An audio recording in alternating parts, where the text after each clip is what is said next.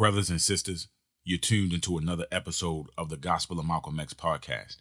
I am your host, Brother Eric.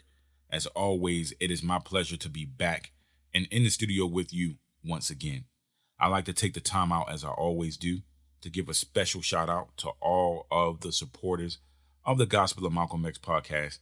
I appreciate you listening, and even with the long break that we took, the podcast is still continuing to grow. Numbers are increasing, and I just appreciate all of the love and support.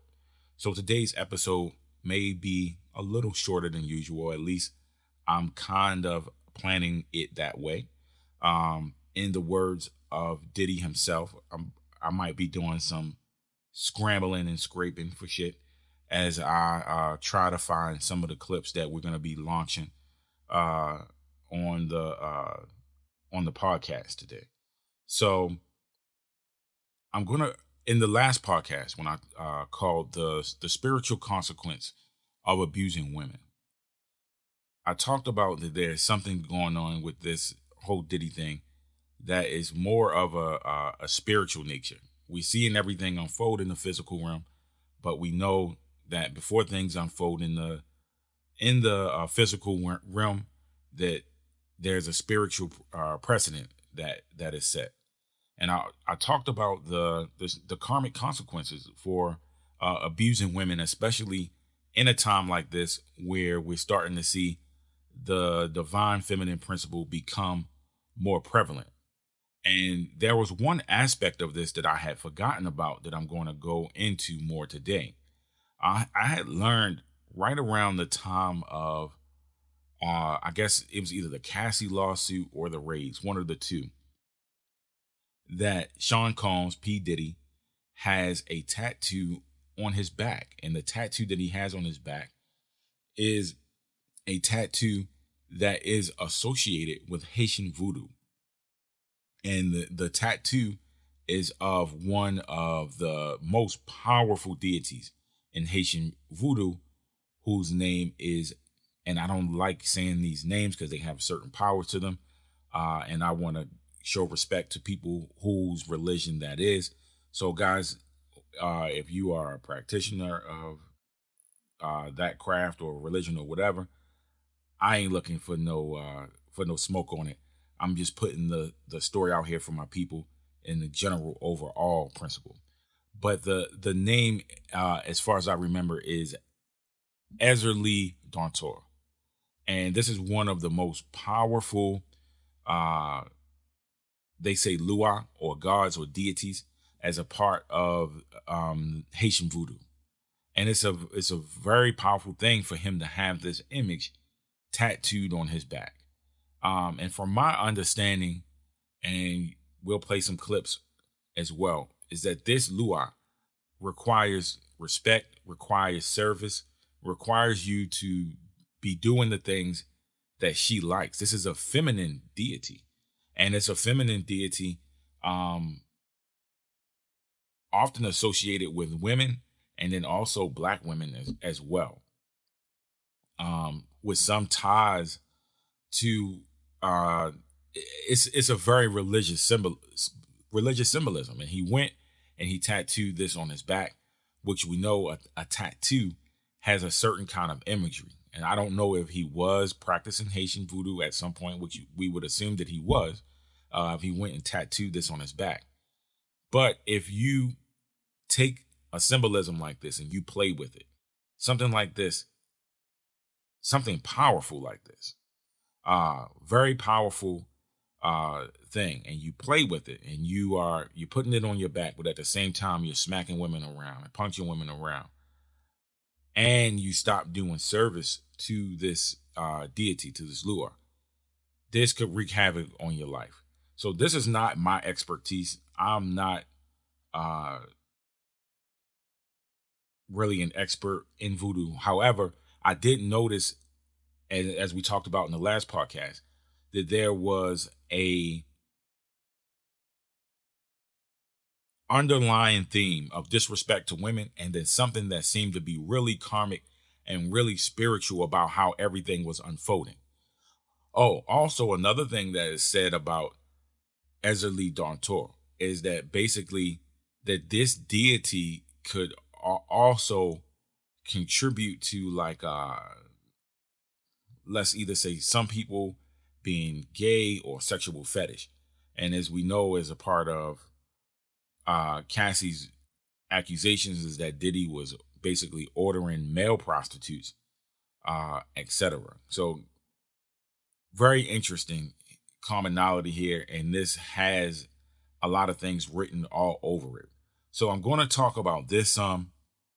I'm going to, of course, play a clip here that will explain this a lot better than I was explaining it, but I wanted to give you guys kind of a precursor to what you'll be hearing, so hopefully it will help you understand it more. And then we're going to talk about Umar Johnson some, because he came out in defense of Diddy. And Tariq Nasheed came out also in defense of Diddy and also disrespecting Haitians. So there'll also be a message in here for Tariq Nasheed as well. So I'm going to go ahead and cue up this clip. We might be skipping through. I might be playing a couple clips. Just bear with me. Okay. Not only that, if you didn't learn your lesson the last 3 years, you have to learn your lesson now, and what you reap is what you're going to see. That's where we at. Payback. You're getting paid your due of what you do.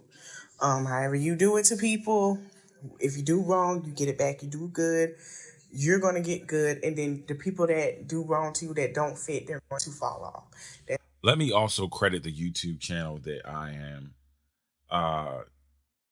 referencing here and using some of this audio from. Her name is Malish Marie. There's a lot of people speaking on it. I tried to grab someone that I at least thought was Haitian adjacent. Last name was Marie, so I just went for it. It may not be Haitian at all, but I tried to grab a Haitian source to, there's another guy on here who we may reference his clips or whatever. I believe he's an actual like voodoo practitioner. So I really wasn't. I was trying to get somebody Haitian, but somebody that wasn't actually like practicing the craft, because like I said, I don't want the smoke. That's just where we are in 2024. If you haven't noticed, pay attention. I'm being honest. But we're going to talk about Diddy's tattoo. Now, Diddy has been going on a lot and has been causing chaos. So when I first heard about the Mace situation, I knew something, because I don't follow Diddy. So I knew something was going on, because a lot of things started to come out then a couple of years ago. And I was wondering what's going on. So, I go on TikTok and they're saying it's about his tattoo. So Diddy has a tattoo of Erzulie Dantor. Now, a lot of people feel like he is sitting here being, cursed, and he's getting a whooping from Erzulie Dantor, and also he's getting a whooping from God, because number one, she is the protector of women and children. She's a Haitian, goddess or spirit, and she does not like women and children to be misbehaved by a man. Okay? That's not her thing. Any man that does wrong to women and children, or does things that can do anything to hurt a woman, Erzulie Dantor does not love it. She doesn't like it at all. So I did a little more digging. And when I said I'm going to talk about this last year, last winter, and I started seeing that that's what he has on his back. Now, some people believe that she does protect men. She protects men who are the men. Now, she protects men. I hope I'm not wrong. Anybody that is Haitian, please come to comments, straighten me. All right, she's not Haitian. I'm going to just go ahead and switch to this other guy who I know is a Haitian Bokor, I believe, is the name for it. And we'll use his expertise here. And you can find his channel at Haitian Bokor. Give me a second.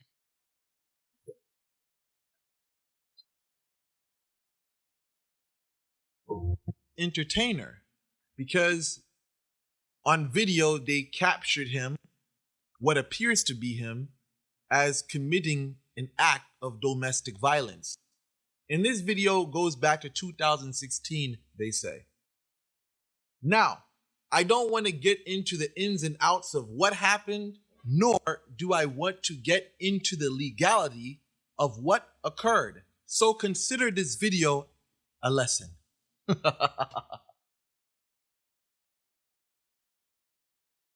So, P Diddy have to be careful when putting tattoos on your body because of the influence. What people don't understand is that the spirit of Erzulie Dantor, the energy of this spirit is very intense. Many people have stated, oh, P. Diddy is being punished because Erzulie Dantor don't like him punishing or hurting women. Now, if you pretty much heard of the song Set Couteau, this has a historical significance in Haitian culture because it was a woman who was stabbed,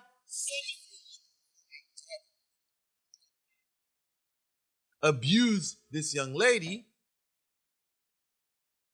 I would not jump to conclusion because I've always stated throughout the years is that you have to be careful with what spirit you work with. In Haitian culture, it is not a mystery. It is not, how could I say this? Unknown that when you work with certain spirits, it can definitely influence your actions. And let me just say this, by no means am I saying that his actions are a direct response of him being under the influence of this spirit. What I will say is this, if you are a bad person, you will become even badder. If you are a good person, you will become a better person. Sometimes they say to people in Vodou, some spirits can be trop chaud pour vous. What does this mean? It means it can be too hot for you. Some people, when they start serving certain spirits, they take on the characteristics and traits of that spirit.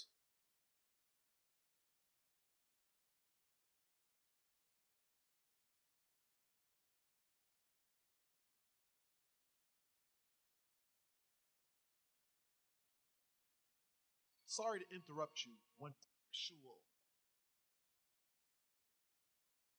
That wasn't uncommon to me. If you're Haitian, you know what I'm talking about. Let me rewind a little bit.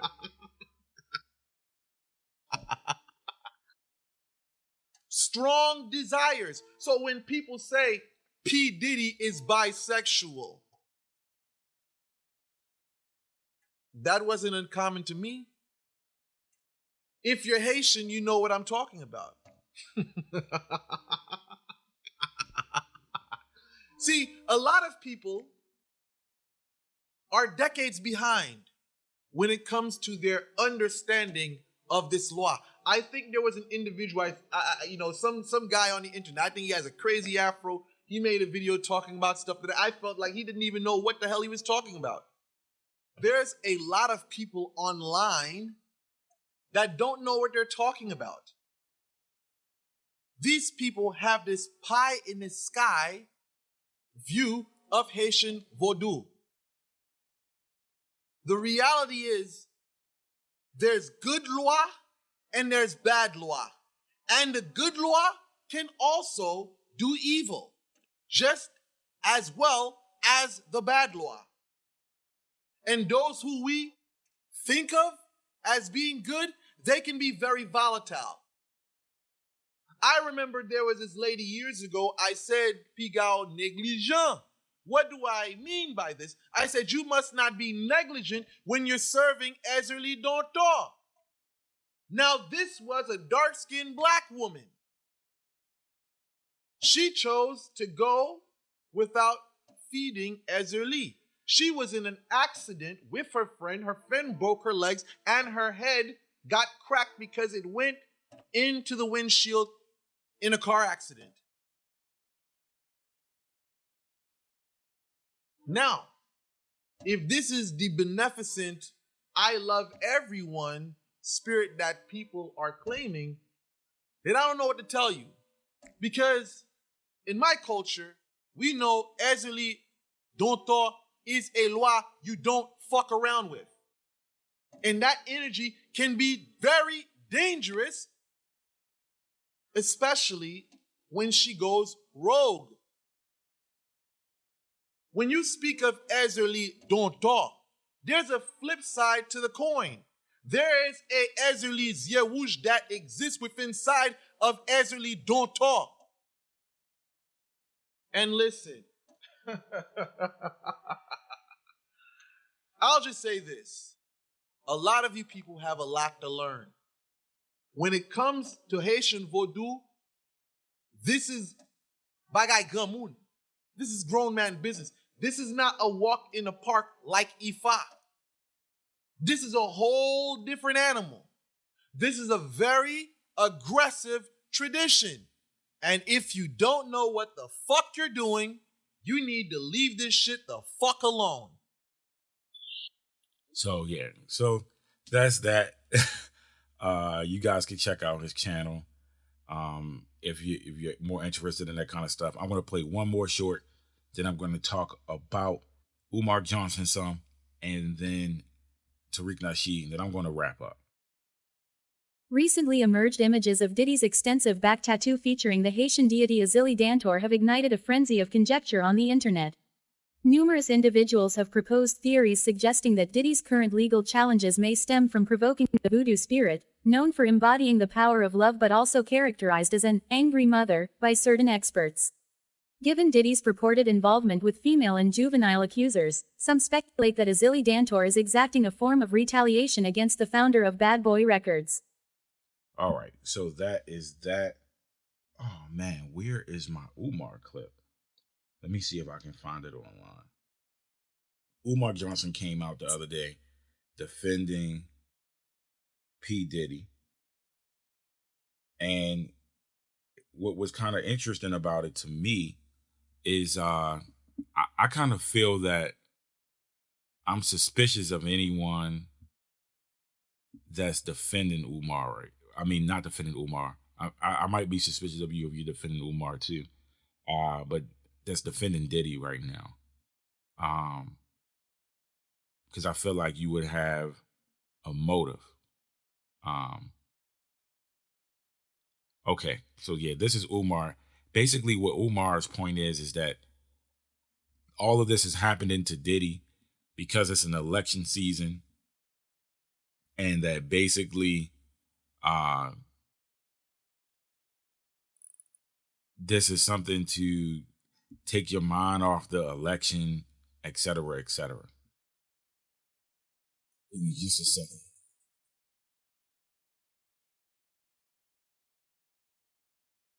Now, I'm talking about the elimination of organic farming for African people around the world.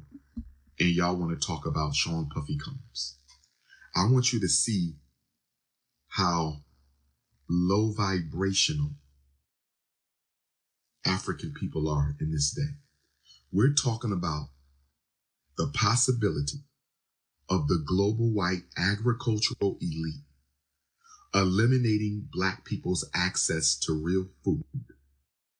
We're talking about a very real problem, African survival, that Bill Gates and the parasitic European agricultural elite trying to eliminate the ability of African people around the world to grow. Give me a second, y'all. I'm getting some kind of feedback or some kind of buzzing or something. Grow real food, access real food, consume real food. And y'all want to talk about Sean Puffy Combs. Let me say this to you low vibrational Africans. Let me say something to you low vibrational Africans. Do you know why they gave you Sean Puffy Combs at this time? Do you know why did they do this right now? We know why they did it. They did it so he couldn't help Kamala Harris. They did it because he was suing parent company to his liquor product. They did it because he was working on some initiatives that would have undermined some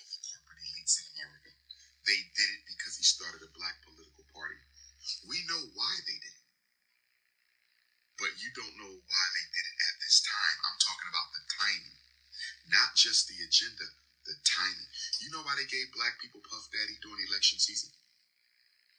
You know why they gave black people Puff Daddy during election season? The reason they gave you Puff Daddy during election season, the reason they decided to serve up Sean Puffy Combs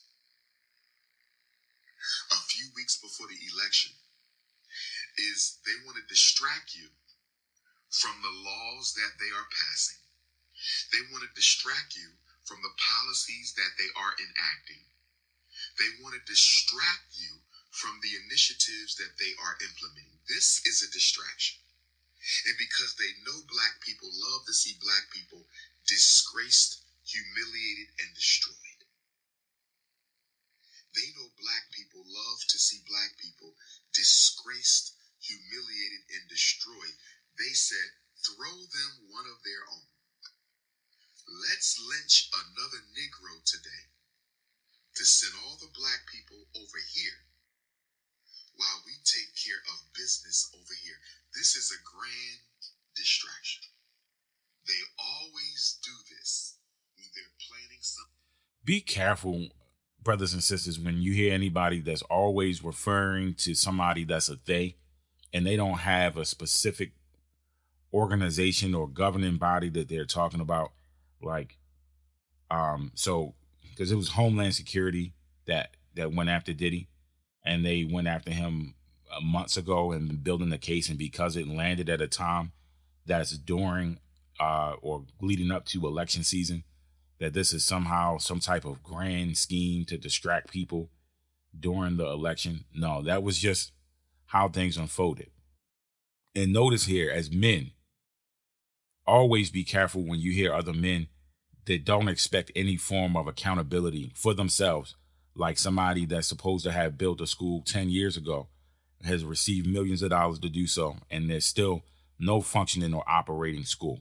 So a lot of times when you see these people that are covering for people like P Diddy, or covering for people like Elijah Muhammad, or covering from people like Brother Polite or XYZ cult leader, the reason why they're covering for them, it has a lot to do with their character. And there could be something going on with Umar that we don't know about yet, where he may have something coming down on him in the future. So this is basically him covering his own future self. This is him showing you what his character is really like. And I'm not trying to say that Umar is a bad person per se. I agree with some of the things that he has to say. He's an eloquent speaker, but charisma does not equal righteousness. Charisma does not equal accountability. Charisma is not something that you want to fall in love with to the point where you don't see what's really going on. And once you start seeing people overly defend, and without criticism and without any accountability. If he was defending Puffy and saying, okay, he did XYZ wrong, this was wrong, that was wrong, but I feel that this is an injustice or whatever the case is, that would be one thing. But to defend without any accountability, and that this is only the white man coming down on a brother because he's a billionaire or whatever the case is, and every time we get rich, they come for one of us, blah, blah, blah, blah. The white man get to have freak offs. Why can't we have freak offs? The white man get to do such and such. So basically, a lot of this type of fake Pan-Africanism and fake Afrocentralism, or whatever, however you want to say it, is basically not black men wanting to have a equal and just African society. They want to have an African society that's just like the white man society, where they get to do the things that the white man do. This is really not real, true Afrocentrism or true justice or true search for justice. If these people are just searching to replicate the lifestyles of white men who they always calling unjust, but you want to live like Hugh Hefner. You want to be able to. Diddy wants to complain about record execs exploiting people or whatever the case is, or black, not even just Diddy, whatever black artist wants to complain about record execs exploiting black artists, but as soon as people like Diddy get into position to be record execs, they exploit black artists and do the same thing. But they say, okay, buy black. But why would I buy black if the black man is doing the same thing that the white man is doing?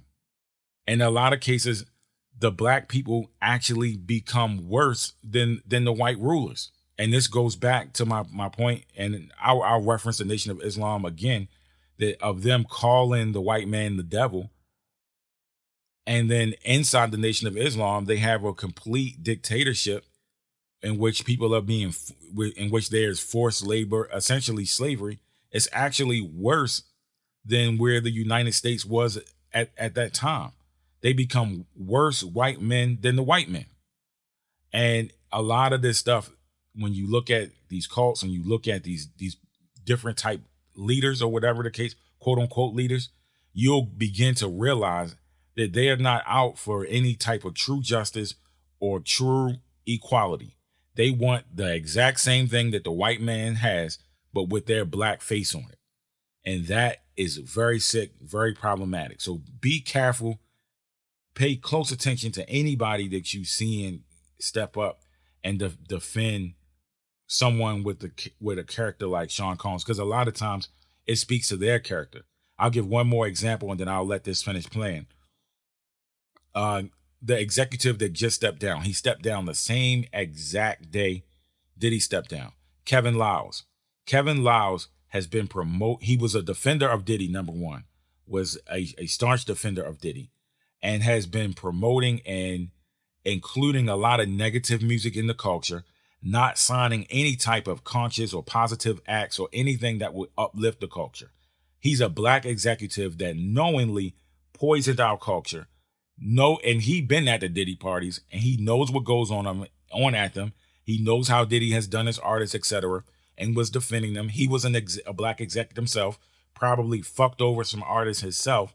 And you can see that this guy was a guy that was defending P Diddy, and he stepped down from his position at Warner. He was like some type of vice president or something at Warner. He stepped down the same day that Diddy got arrested. And I don't think that we've heard the last about Kevin Liles yet. I don't think we've heard the last of it. I believe he might be somehow tied into this because his black ass stepped down the same day that Diddy was arrested. Something really, really big that they don't want black people to pay attention to. They always do this. Who is they? When they're planning something really, really big that they don't want America. Give me a name, an organization, something. Guess at it at least. And we fall for the bait every time. There's nothing wrong with a conversation on Sean Puffy Combs. But when you scroll through black Twitter and you scroll through black Instagram and you scroll through black Facebook and you scroll through black TikTok and all you see is gossip and conversation about one man at a time like this, then you know you are engaged in a grand. Just yesterday, there was a guy from Missouri, Marcellus Williams, that was executed. That was the number one story that I was seeing yesterday evening, and I was seeing it a lot during the time, maybe like the week leading up to his execution. I beginning to see the story a lot. Black people are not exclusively focused on this. Is this a popular story? Yes. Was P Diddy's music popular at one time and he played a very prevalent role in the culture? Yes. So you expect people to cover it. And it's not just black people talking about it. There's white people talking about it as well. Law and Crime has plenty of episodes that are breaking down all types of P Diddy news. So it is what it is. Maybe black people should talk about it less or whatever you want to argue. However, it still doesn't justify him defending P. Diddy, and it also doesn't justify him not holding P. Diddy accountable. But it's also not surprising to be self-accountable. And that's what you want to look for in a true leader. You want to look for somebody that has some real self-accountability. Somebody that can say, hey, I fucked up here. I did wrong here, etc., etc. In distraction. Sean Combs is a distraction. And anytime you see something like this, you should ask yourself, what are they trying to distract African people away from? One of the things they want to distract you away from,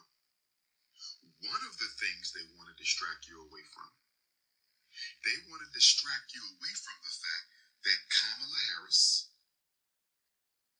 and Donald Trump have no agenda for African people. One of the things they want to distract you away from.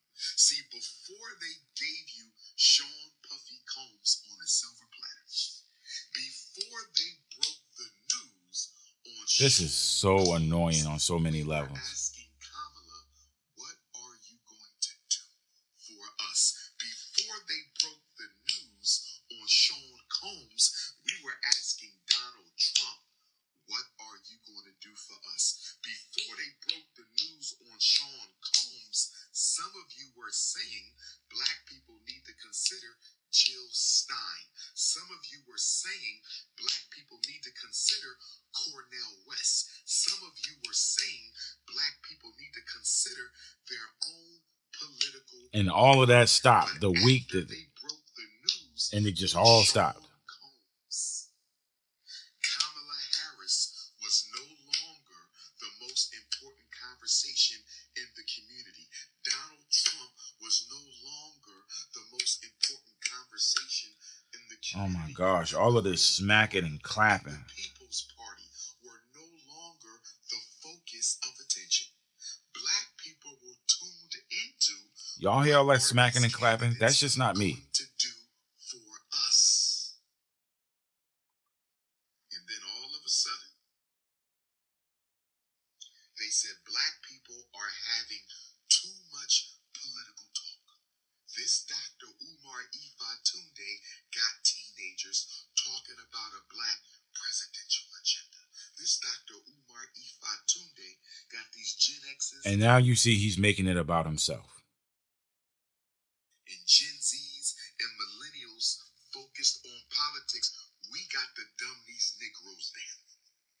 This Tunde movement is a bit much. What can we do to take Black America's attention off of this damn election? They are asking too many questions. I don't know any black people that were talking about an Tunde movement. This guy is so freaking delusional. We don't have any answers to. So what can we do to divide black consciousness until November the 4th? What can we do to divide? What can we do to... Don't waste your time in my... All right, that's about all of that I can take anyway. I just want to now I'll wrap up talking about Tariq Nasheed. I won't even play the audio of him going into his defenses of Diddy. But basically, another defender of Diddy, and we might do a show on that. But more problematically so, him being very disrespectful to the people of IAT. And shout out to my Haitian Sock Posse. I think that Tariq Nasheed himself should also be very careful with his continuous disrespect of the Haitian people, because you never know whose radar he might get on with that type of disrespect. And just like Diddy is paying the consequence for degrading Haitian spirituality or etc., Tariq Nasheed, I would just say he should be very careful with what he's doing in terms of the disrespect and the division. And he's working full time trying to cause division between Haitians and African Americans, or so-called African Americans, black people that were born here in the United States.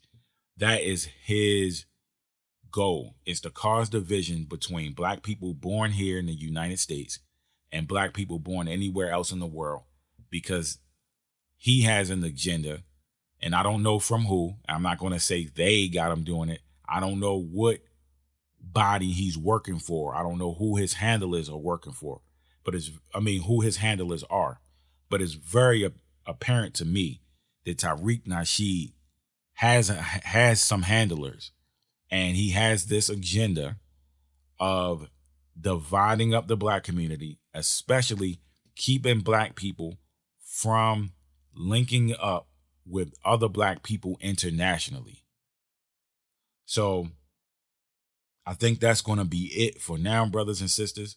Shorter episode today, but I can expound on these things a lot more, and we may come back with more episodes at another time. But I wanted to just drive home the point that I made in the last episode, that there is something spiritual going on here. Spirituality is not anything to play around with. The divine feminine is not anything to play around with. And apparently, and I'm going to try to make this the poster for today's show. Apparently, Diddy does have this Haitian voodoo emblem, this feminine Lua tatted on his back. Very powerful symbol. I don't know when he got the tattoo, but I could just tell that things were just raveling out of control. And I wouldn't be surprised if he does actually X himself out. And I don't mean in the Einstein way where they like Epstein way or whatever, where they like kind of do it for you or whatever. Like, no, I mean like he might really do it himself. And I'm not saying that I wish that or that I wish any ill on Diddy or whatever the case is. However things are manifesting for him or unfolding for him, that's the way that God designed it to be. And ultimately, he's being held accountable for his actions already by nature and by God itself. So I don't have to wish anything like that on him, and I don't have any necessarily any ill will towards Diddy per se. It's just that I think that there is a spiritual lesson in this for men. I think there's a spiritual lesson in this for everyone. That everyone should be paying attention to, because women could harm other women and find themselves in spiritual danger, etc. So as always, brothers and sisters, I thank you so much for listening. Continue to support the podcast. Feel free, if you're listening on YouTube, to leave a comment, like, subscribe, etc. If you're listening anywhere else, I just appreciate the love. Feel free to hit my inbox anytime. I appreciate all the emails, etc. And peace until the next episode of the Gospel of Malcolm X podcast.